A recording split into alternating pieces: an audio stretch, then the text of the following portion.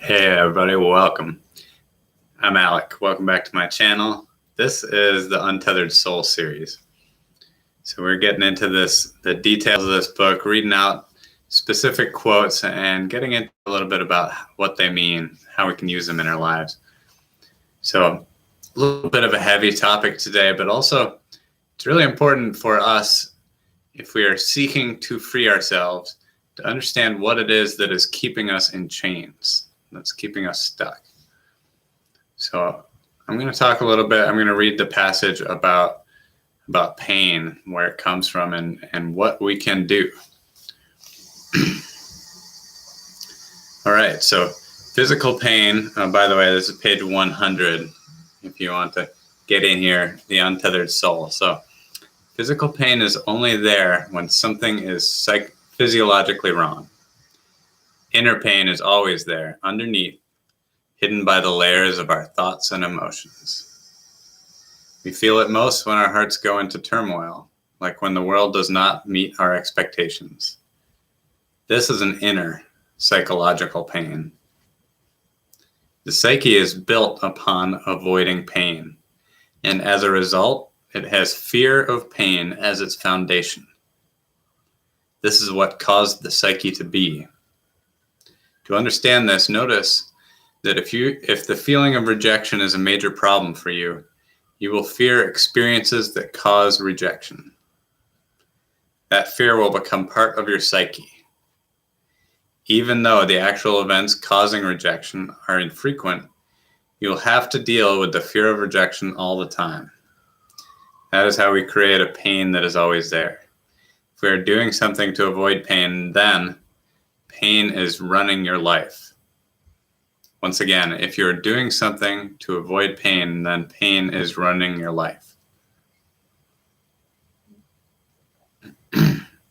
All of your thoughts and feelings will be affected by your fears. You will come to see that any behavior pattern based upon the avoidance of pain becomes a doorway to the pain itself. If you are afraid of being rejected by someone, and you approach that person with the intention of winning their acceptance, you are skating on thin ice. All they have to do is look at you sideways or say the wrong thing, and you will feel the pain of rejection. The bottom line is that since you approach them in the name of rejection, you're going to be dancing on the edge of rejection throughout the interaction. One way or another, the feelings you experience will work their way back into the motive behind your actions. The avoidance of pain is what your actions are linked to, and you will feel that link in your heart. The heart is where this pain comes from. And this is why you feel so many disturbances as you go through the day. You have this core of pain deep in your heart. Your personality traits and behavior patterns are all about avoiding this pain. You avoid it by keeping your weight a certain way, wearing certain clothes, talking a certain way, choosing a certain hairstyle. Everything you do is about the avoidance of this pain. If you want to validate this, just see what happens if someone mentions your weight, criticizes your clothes. You feel pain. Every time you do something in the name of avoiding pain, that something becomes a link that holds the potential pain that you're avoiding. If you do not want to deal with the pain at its core, then what you do to avoid it had better work. If you're hiding yourself in a busy social life, then anything anyone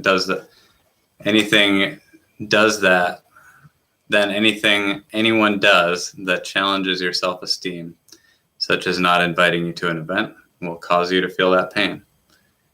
Let's say you call a friend to go see a movie, and they say they're busy. Some people feel hurt by that. You'll feel pain if the reason you called them was the avoidance of pain. Let's say you go outside and you call your dog, "Hey, Spot, come here," and he doesn't come. If the reason you called Spot was to feed him, you just put the bowl down and let him eat what he wants. But if you called Spot because you had a hard day and Spot didn't come, you would feel pain. Even the dog doesn't like me. Why would there be heartfelt pain in the dog not coming? Why would there be pain in a friend saying they're going someplace and they can't go to the movie today? How does that generate pain? It is because deep inside there is pain that you have not processed. Your attempt to avoid this pain has created layer upon layer of sensitivities that are all linked to the hidden pain. This is a super important point. Your attempt to avoid this pain has created layer upon layer of sensitivities that are all linked to the hidden pain. This is personally what I'm in the process of digging into. What's at the bottom here? At the root. So let's take a moment to see how these layers build up. In order to avoid the pain of rejection, you work hard to maintain friendships. Since you've seen that it is possible to get rejected, even by friends, you're going to work harder and harder to avoid it. To succeed, you have to be sure everything you do is acceptable to others. This determines how you dress and how you act. Notice you're no longer focused directly on rejection. Now it's about your clothes, how you walk, and what you drive. You've gone another layer further away from the core pain. Somebody comes up to you and says, "Wow, I thought you could afford a nicer car than that." You feel a disturbing reaction. How could that cause pain? What's the big deal if somebody says something about your car? You have to ask yourself what it is that reacted in your heart. What is that feeling? Why is that happening? People don't normally ask. They just try to keep it from happening. You must go deeper than that and look at the dynamics of the layers that have been created. At the core, there is pain. Then, in order to avoid the pain, you try to stay busy with friends and hide in their acceptance. That is the first layer out. Then, in order to assure your acceptance, you try to present yourself in a certain way so that you can win friends and influence people. That is another layer out. Each layer is attached to the original pain. This is why simple, everyday interactions can affect you so much. If the core pain was not the motivation behind proving yourself each day, what people say would not affect you. But since avoiding the core pain is why you're trying to prove yourself, you end up bringing the potential for pain into everything that happens. You end up so sensitive that you are unable to live in this world without getting hurt. You cannot even interact with people or do other normal daily activities without events affecting your heart. If you watch carefully, you'll see that even simple interactions often cause some degree of pain, insecurity, or general disturbance. So, to get some distance from this, you first need to get some perspective. Walk outside on a clear night and just look up into the sky. You're sitting on a planet spinning around in the middle of absolutely nowhere. So you can see only a few thousand stars. There are hundreds of billions of stars in our Milky Way galaxy alone. In fact, it is estimated that there are over 1 trillion stars in the spiral galaxy. And that galaxy would look like one star to us if we could even see it. You're just standing on one little ball of dirt spinning around one of those stars. From that perspective, do you really care what people think about your clothes or your car? Do you really need to feel embarrassed if someone forgets your name? How can you let these meaningless things cause pain? If you want out, if you want a decent life, you had better not devote your life to avoiding psychological pain. You better not spend your life worrying about whether people like you or whether your car impresses people. What kind of life is that? It is a life of pain. You may not think that you feel pain that often, but you really do. To spend your life avoiding pain means it's always right behind you. At any point, you could slip and say the wrong thing. At any point, anything can happen. So you end up devoting your life to the avoidance of pain. Once you look inside yourself and start to own this, you'll see that you're back to the same two fundamental choices. One choice is to leave the pain inside, and continue to struggle with the outside. The other choice is to decide that you don't want to spend your entire life avoiding the inner pain. You'd rather get rid of it. Few people ever dare to turn the process inside like this. Most people don't even realize that they're running around with pockets of pain inside that need to be worked out. Do you really want to carry that inside and have to manipulate the world to avoid feeling it? What would your life be like if it wasn't run by that pain? You would be completely free. You could walk around this world completely free, just having fun, just being comfortable with whatever happens. You can actually live a life full of interesting experiences and just enjoy these experiences, whatever they are. In essence, you can simply live your life and experience what it's like to be on a planet that is spinning around in the middle of nowhere until you die. To live at this level of freedom, you must learn not to be afraid of inner pain and disturbance. As long as you're afraid of the pain, you will try to protect yourself from it. The fear will make you do that. If you want to be free, simply view inner pain as a temporary shift in your energy flow.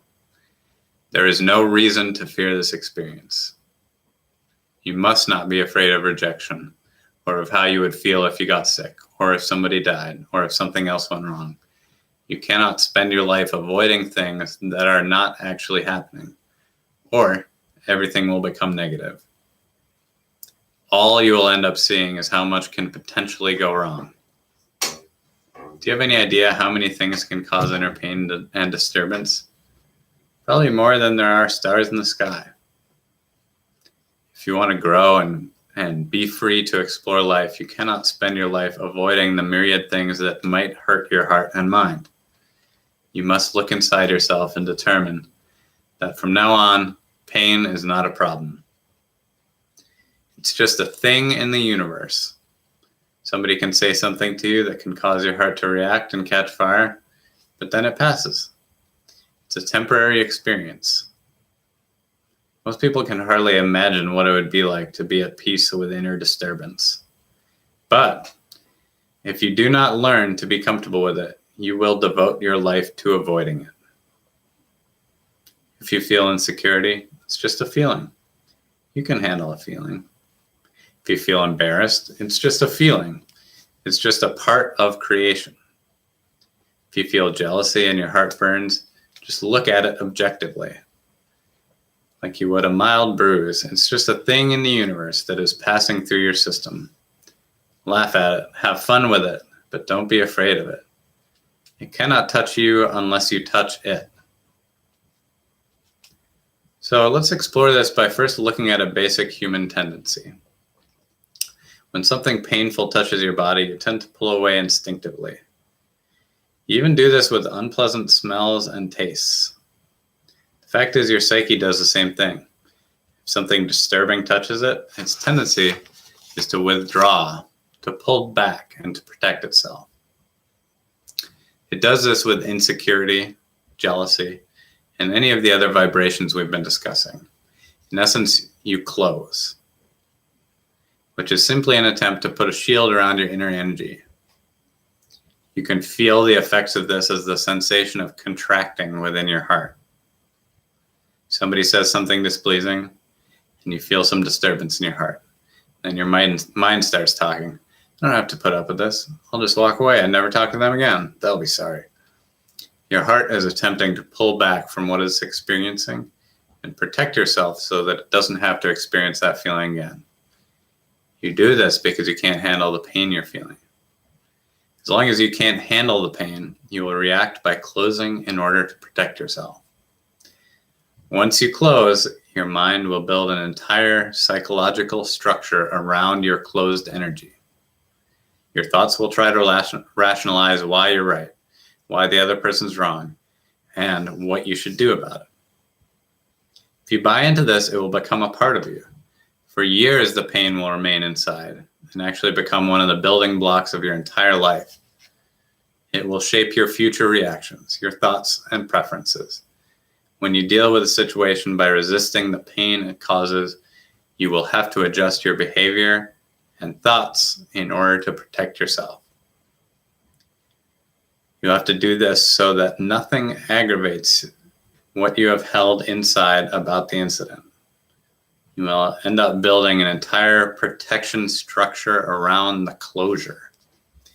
If you have the clarity to watch this happen and understand the long-term consequences, you will want to be free of this trap.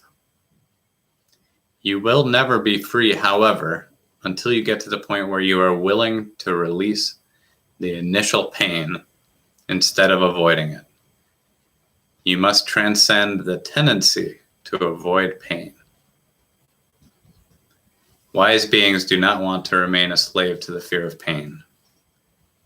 They permit the world to be what it is instead of being afraid of it. They wholeheartedly participate in life, but not for the purpose of using life to avoid themselves. If life does something that creates a disturbance inside of you, instead of pulling away, let it pass through you like the wind. After all, things happen every day that cause inner disturbance.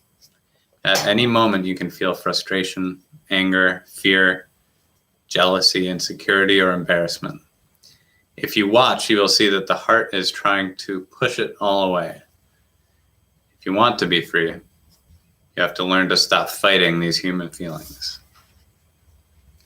When you feel pain, simply view it as energy. Just start seeing these inner experiences as energy passing through your heart and before the eye of your consciousness. And then relax. Do the opposite of contracting and closing. Relax and release. Relax your heart until you are actually face to face with the exact place where it hurts. Stay open and receptive so that you can be present right where the tension is. You must be willing to be present right at the place of the tightness and pain. Then relax and go deeper. This is very deep growth and transformation. But you will not want to do this. You'll feel tremendous resistance to doing this. And that's what makes it so powerful. As you relax and feel the resistance, the heart will want to pull away, to close, to protect and defend itself. Keep relaxing. Relax your shoulders and relax your heart. Let go and give room for the pain to pass through you. It's just energy. Just see it as energy and let it go. If you close around the pain and stop it from passing through, it will stay in you. This is why our natural tendency to resist is so counterproductive. If you don't want pain, why do you close around it and keep it? Do you actually think that if you resist, it will go away? It's not true. If you release and let the energy pass through, then it will go away. If you relax when the pain comes up inside your heart and actually dare to face it, it will pass. Every single time you relax and release, a piece of the pain leaves forever. Yet every time you resist and close, you are building up the pain inside. It's like damming up a stream. You are then forced to use the psyche to create a layer of distance between you, who experiences the pain, and the pain itself. This is what all the noise is inside your mind, an attempt to avoid the stored pain. If you want to be free, you must first accept that there is pain in your heart. You have stored it there. You've done everything you can think of to keep it there, deep inside, so that you never have to feel it. There is also tremendous joy, beauty, love, and peace within you. But they are on the other side of the pain. On the other side of the pain is ecstasy. On the other side is freedom. Your true greatness hides on the other side of that layer of pain. You must be willing to accept pain in order to pass through to the other side. Just accept that it is there and that you're going to feel it. Accept that if you relax, it will have its moment before your awareness, and then it will pass. It always does.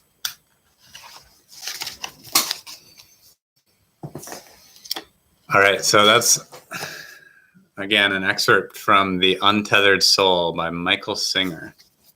Absolutely one of my favorite spiritual texts that I've ever read. He talks about these concepts that really are found in a lot of different spiritual traditions, but he brings them up in this non-denominational and kind of clear narrative style that I really appreciate. But he also connects it to, he creates it in a way that it is practical for us to use. And this is one of the core points that come up again in the book, is this idea of noticing the disturbance. Noticing the disturbance and then allowing yourself to relax and release. To allow the experience to pass through you, pass by you, instead of tightening up, closing up, and, as he said, trapping that pain inside. Relax and release. So that's the very long Untethered Soul quote for the day. The other things I have going on are, got my website, narwhal.com. That's GNARWHAL.com. That has my visual art on it. And I'm teaching manifestation classes. So this next round we're going to be doing in conjunction with the moon cycle. So starting with the new moon, beginning our manifestation process by planting seeds. And it's a 4-week course studying the theory and the practice, working with the law of attraction. And these are the specific techniques that I use to manifest my partner and subsequently our daughter and the many other wonderful things that have come into my life since then. We're all working with the law of attraction all the time. So my belief is that the better we understand how to drive, how to take control of our own vessel, our own ship, and really create the circumstances, create the life that we are seeking to live within, or at least take some sort of creative control, because I believe it's all co-creative reality that we're existing in. I believe the more we can become consciously aware of what we're doing and how we're doing it, the better things are going to get. There's a lot of unconscious creation going on in the world right now that is kind of crazy and scary to watch. So anyways, if you want to get deeper into this work, if you want to work with me personally in a small class, Zoom class setting, just send me a message on here, on Facebook, on Instagram, and I'll get you all the details to get in that course. It's June 9th, right before the new moon. We're going to plant those seeds.